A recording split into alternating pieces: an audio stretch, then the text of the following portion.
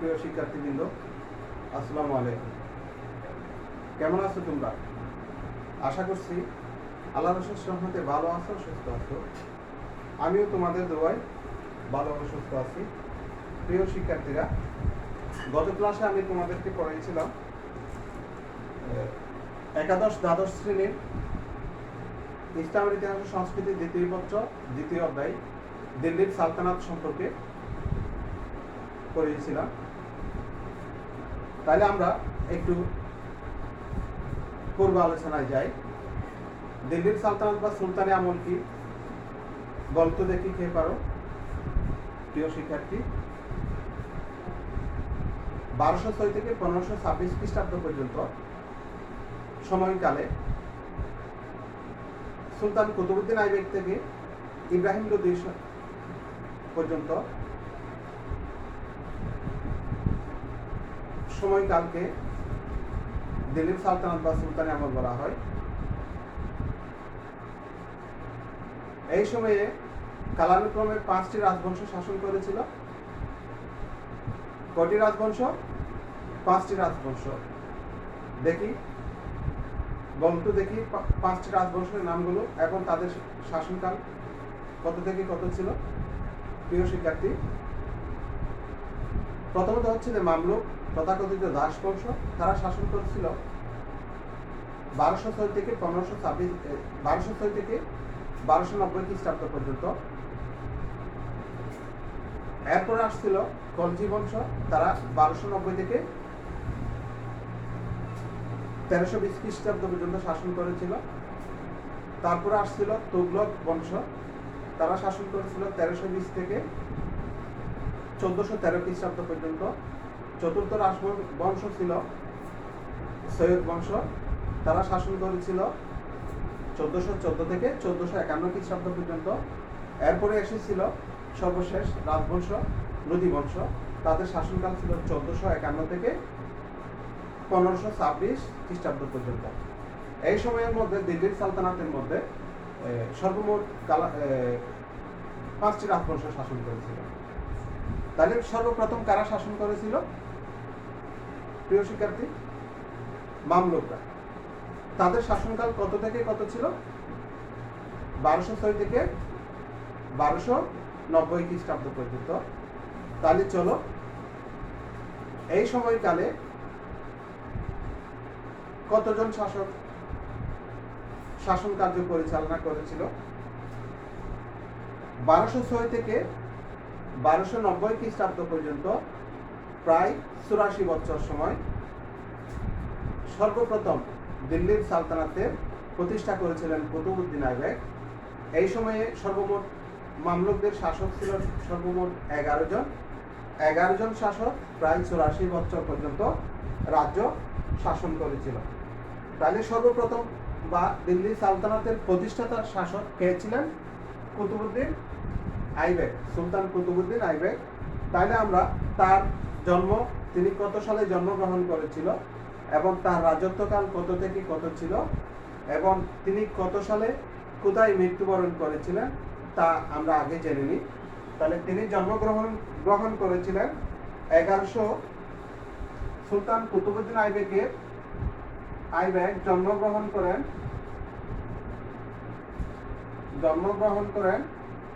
1150 খ্রিস্টাব্দে। 1150 খ্রিস্টাব্দে তিনি তুর্কিস্তানের কাজাকিস্তানে জন্মগ্রহণ করেন। সুলতান কুতুবউদ্দিন আইবেকের রাজত্বকাল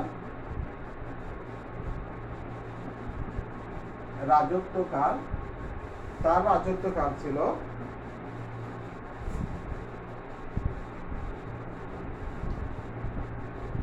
25 জুন 1206 থেকে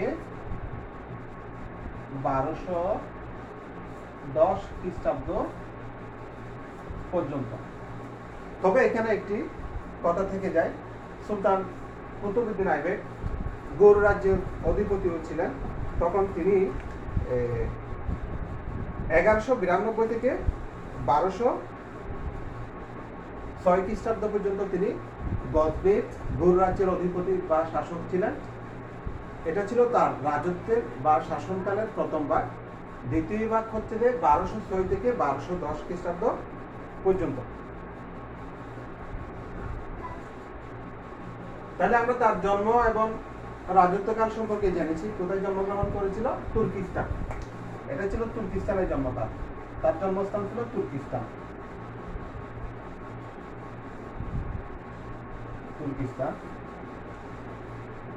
এবং তিনি কাকে বিবাহ করেছিলেন? তার বিবাহ সূত্রে কে ছিল?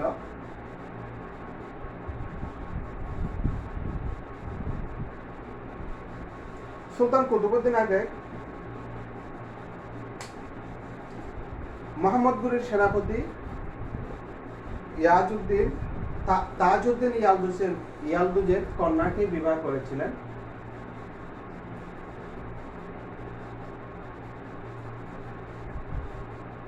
এবং তিনি মৃত্যুবরণ করেছিলেন 1 ডিসেম্বর 1210 খ্রিস্টাব্দে।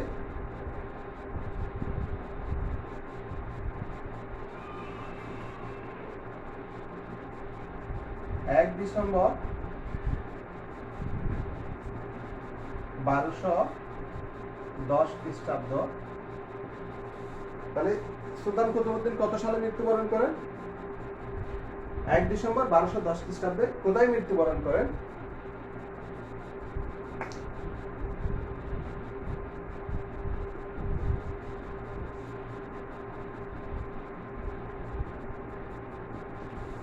তাহলে সুলতান কুতুবউদ্দিন 1 ডিসেম্বর 1210 খ্রিস্টাব্দে পাকিস্তানের লাহোরে তিনি মৃত্যুবরণ করেছিলেন।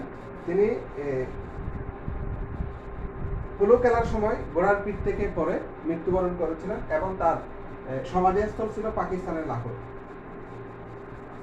তাহলে সুলতান কুতুবউদ্দিন আইবেকের পূর্বসূরি বলতে আমরা তার পূর্বের প্রজন্ম বা পূর্বে শাসনকালের পূর্বে কে ছিল?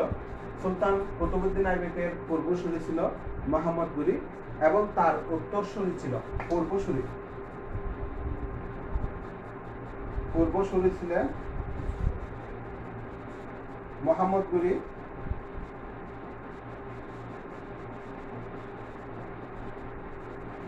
এবং উত্তরসূরি বলতে তার পরবর্তী প্রজন্মকে বোঝায়। এবং তার উত্তরসূরি বলতে পরবর্তী প্রজন্ম।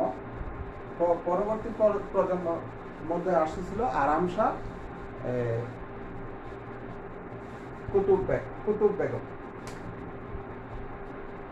এইগুলো তার জন্মসাল এবং রাজত্বকাল এবং তিনি কত সালে মৃত্যুবরণ করেছিলেন তার সেই পরিচয়। তাইলে আমরা সুলতান কুতুবউদ্দিন আইবেকের প্রাথমিক জীবন সম্পর্কে একটু জেনে নিই।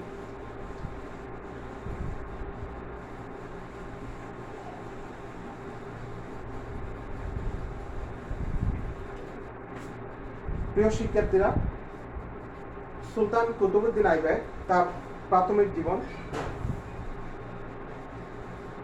তিনি জাতিতে তুর্কি ছিলেন এবং তুর্কিস্তানের অধিবাসী ছিলেন।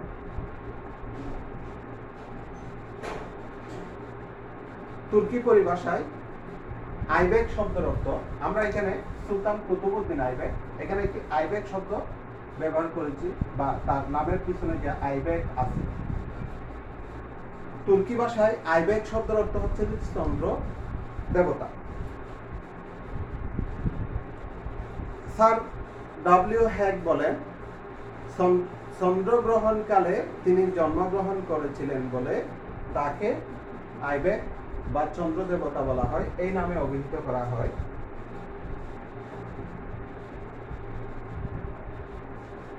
ঐতিহাসিক ফিরিস্তার মতে কুতুবউদ্দিন আইবেকের বাম হাতের কনিষ্ঠ আঙ্গুল ভাঙা ছিল বিদায় তাকে আইবেক নামে অভিহিত করা হয়।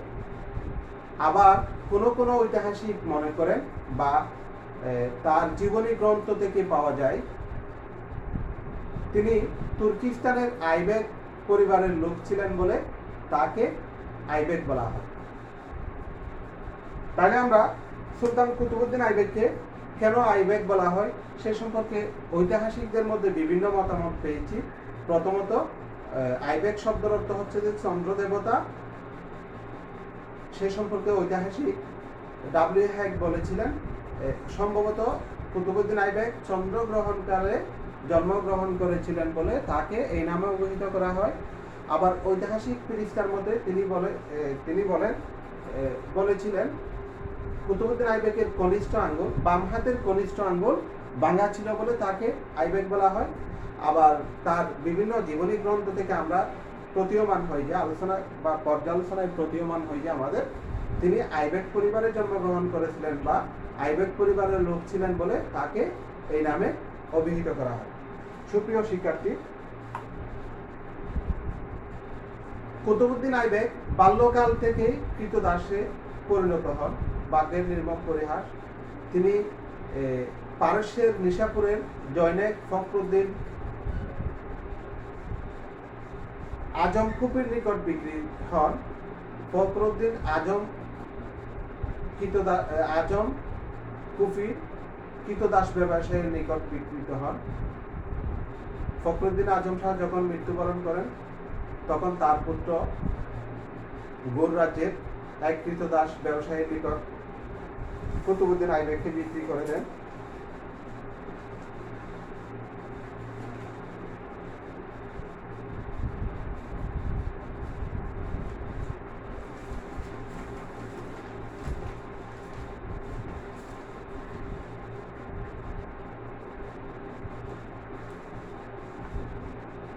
কুতুবউদ্দিন আইবেককে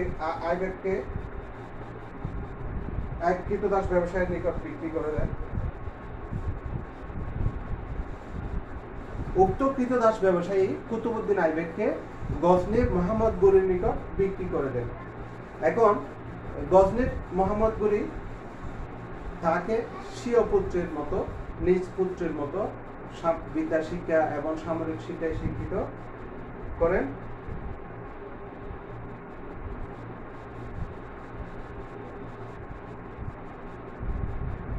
এই সময়ের মধ্যে তিনি কুতুবউদ্দিন আইবেক প্রভুর বা মইজুদ্দিন মোহাম্মদ গনির প্রভুত্ব লাভ করেন। তিনি তার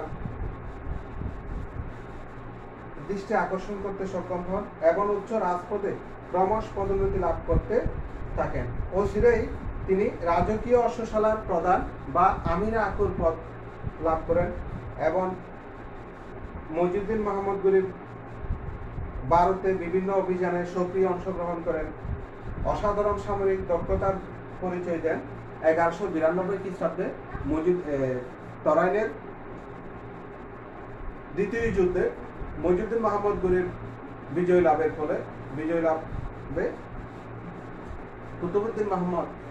কুতুবউদ্দিন আইবেকের অসাধারণ কৃতিত্ব ছিল, দক্ষতা ছিল। তার সুযোগ্য সেনাপতি কুতুবউদ্দিন আইবেক ভারত উপমহাদেশে তার বিজিত এলাকার শাসন কাজের ভার গ্রহণ করে। মইজুদ্দিন মোহাম্মদ গনির প্রতিনিধি হিসেবে কুতুবউদ্দিন আইবেক ভারতে কুতুবউদ্দিন আইবেকের শাসনকালকে দুই ভাগে ভাগ করা যায়।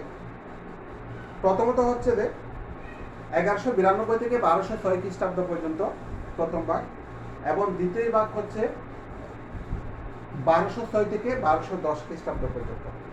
প্রথম ভাগে তিনি মইজুদ্দিন মোহাম্মদ গনির প্রতিনিধি হিসেবে শাসন কার্য পরিচালনা করেছিলেন এবং দ্বিতীয় ভাগে তিনি দিল্লির স্বাধীন সুলতান হিসেবে শাসন কার্য পরিচালনা করেন।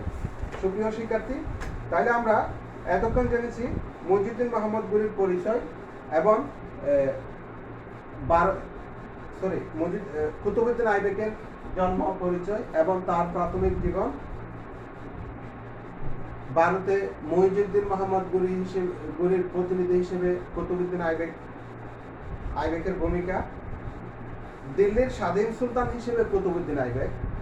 1206 খ্রিস্টাব্দে মইজুদ্দিন মোহাম্মদ গনি যখন মৃত্যুবরণ করেন তখন তদীয় ভ্রাতুষ্পুত্র গিয়াসউদ্দিন মাহমুদ দিল্লির গজনির গৌর রাজ্যের অধিপতি ছিলেন। তিনি মোহাম্মদ ঘুরির বিশ্বস্ত সেনাপতি কুতুবউদ্দিন আইবেককে দাসত্ব লেপন থেকে মুক্তি দেন এবং তাকে বিজিত অঞ্চলসমূহের শাসনভার অর্পণ করে।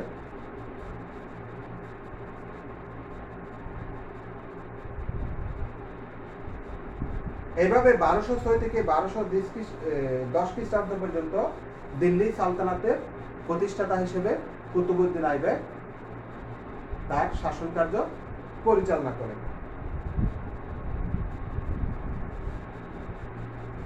সুপ্রিয় শিক্ষার্থী, তাহলে আমরা কুতুবউদ্দিন আইবেক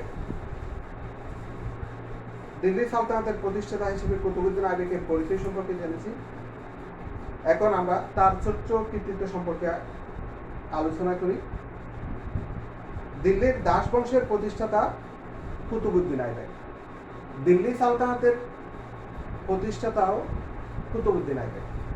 আবার দিল্লি সালতানাতের প্রকৃত প্রতিষ্ঠাতা হচ্ছে সুলতান শামসুদ্দিন ইলতুৎমিশ। তাহলে আমরা এখন সুলতান কুতুবউদ্দিন আইবেকের ছোট্ট কৃতিত্ব সম্পর্কে জানব। দিল্লি দাস বংশের প্রতিষ্ঠাতা কুতুবউদ্দিন আইবেক ছিলেন উন্নত চরিত্রের অধিকারী, স্বাধীন চেতা এবং প্রজাকল্যাণ শাসক। আইবেক রাজ্যের সুষ্ঠু শাসন ব্যবস্থার জন্য তিনি সমসাময়িককালে সকলের শ্রদ্ধার প্রিয় পাত্র হয়ে ওঠেন। তিনি ছিলেন তেজস্বী, প্রতিভাবান, উদার চিত্তের অধিকারী। ঐতিহাসিক এবিএম হাবিবুল্লাহ কুতুবউদ্দিন আইবেক সম্পর্কে বলেন, অসাধারণ কর্মশক্তি এবং উসদের প্রতিভাবান সামরিক নেতা হিসেবে কুতুবউদ্দিন আইবেক তুর্কিদের অসম সাহসিকতার সাথে পারসিক মার্জিত রুচি ও উদারতার সমন্বয় সাধন করেন। এ সম্পর্কে ঐতিহাসিক হ্যাক বলেন,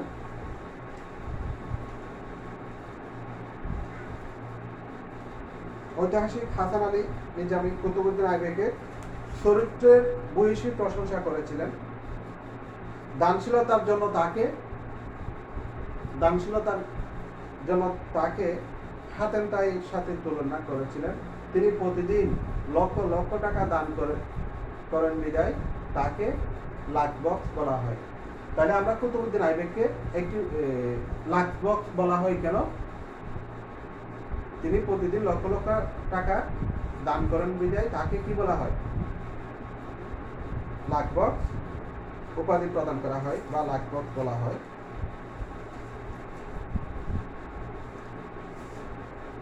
ঐতিহাসিকদের বর্ণনা অনুযায়ী কুতুবউদ্দিন আইবেকের জীবন শুধু দাস হিসেবে শৈশবে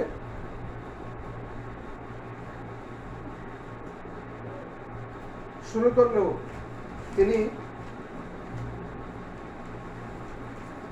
তিনি ছিলেন পরধর্ম সহিষ্ণু ও ইসলামের একনিষ্ঠ সেবক। সুলতান কুতুবউদ্দিন আইবেক জ্ঞান বিজ্ঞানেরও উদার পৃষ্ঠপোষক ছিলেন। তার দরবারে জ্ঞানী গুণী পণ্ডিত লোকদের সমাবেশ ছিল। শুধু তাই নয়, সুলতান কুতুবউদ্দিন আইবেক স্থাপত্য শিল্পেরও একজন সফল পৃষ্ঠপোষক ছিলেন। তিনি দিল্লিতে কুওয়াতুল ইসলাম মসজিদ এবং আজমিরে আড়াই দিনকা ঝোপড়া নামে দুটি মসজিদ নির্মাণ করেছিলেন।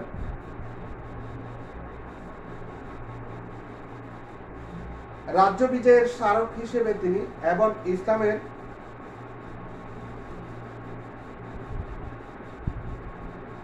ইসলামের মহিমাকে বিশ্বজনীনভাবে উপস্থাপনের জন্য তিনি অভিপ্রায় হয়ে সুফি সাধক কুতুবউদ্দিন বখতিয়ার কাকির নাম অনুসারে কুতুব মিনারের নির্মাণ কার্য শুরু করেছিলেন, কিন্তু ভাগ্যের নির্মম পরিহাসে তিনি তা সমাপ্ত করে যেতে পারেননি। পরবর্তীতে সুলতান কুতুবউদ্দিন আইবেকের জামাতা শামসুদ্দিন ইলতুৎমিশ 1211 খ্রিস্টাব্দ থেকে 1236 খ্রিস্টাব্দে কুতুব মিনারের নির্মাণ কার্য সমাপ্ত করেন। এটি ভারতীয় ইতিহাসে একটি অভূতপূর্ব নিদর্শন কুতুব মিনার। সুপ্রিয় শিক্ষার্থী, তাহলে আমরা আজকের পাঠে কি কি সম্পর্কে জেনেছি? প্রথমত আমরা জেনেছি দিল্লির সালতানাত বা সুলতানি আমল পূর্ব আলোচনা অনুযায়ী কয়টি রাজবংশ শাসন করেছিল তার পরিচয়, এবং মামলুকদের সর্বপ্রথম শাসক বা দিল্লি সালতানাতের প্রতিষ্ঠাতা কুতুবউদ্দিন আইবেকের জন্ম ও মৃত্যু এবং তার রাজত্বকাল। তাহলে আমরা সুলতান কুতুবউদ্দিন আইবেক কত সালে জন্মগ্রহণ করেছিলেন? 1150 খ্রিস্টাব্দে তিনি তুর্কিস্তানে জন্মগ্রহণ করেন এবং তিনি মৃত্যুবরণ করেছিলেন 1 ডিসেম্বর পাকিস্তানের লাহোরে 1210 খ্রিস্টাব্দে। তার রাজত্বকাল বা শাসনকাল ছিল 4 বছর, 1206 থেকে 1210 খ্রিস্টাব্দ পর্যন্ত স্বাধীন সুলতান হিসেবে। কিন্তু তিনি আবার প্রথমত 1192 থেকে 1206 খ্রিস্টাব্দ পর্যন্ত গোর রাজ্যের মুজিবুর মোহাম্মদ গনির প্রতিনিধি হিসেবেও শাসন করেছিলেন। তাহলে আমরা আরো জেনেছি তার চরিত্র কৃতিত্ব সম্পর্কে। মুজিবুর মোহাম্মদ গনির প্রতিনিধি হিসেবে সুলতান কুতুবউদ্দিন আইবেক, দিল্লি সালতানাতের প্রতিষ্ঠাতা হিসেবে কুতুবউদ্দিন আইবেক সম্পর্কে জেনেছি। সুপ্রিয় শিক্ষার্থী, আজকে এতটুকু। সকলে এই পর্যন্ত ভালো থাকবে, সুস্থ থাকবে, সরকারি স্বাস্থ্যবিধি মেনে চলবে। হয়তো সেপ্টেম্বরের শেষের দিকে বা অক্টোবরের দিকে তোমাদের যারা পরীক্ষার্থী আছো তোমাদের ফাইনাল পরীক্ষা হওয়ার সম্ভাবনা রয়েছে। আর সময় খেলায় না কাটিয়ে পড়ালেখায় মনোযোগ দাও। সবাই ভালো থেকে সুস্থ থেকে, আল্লাহ হাফেজ।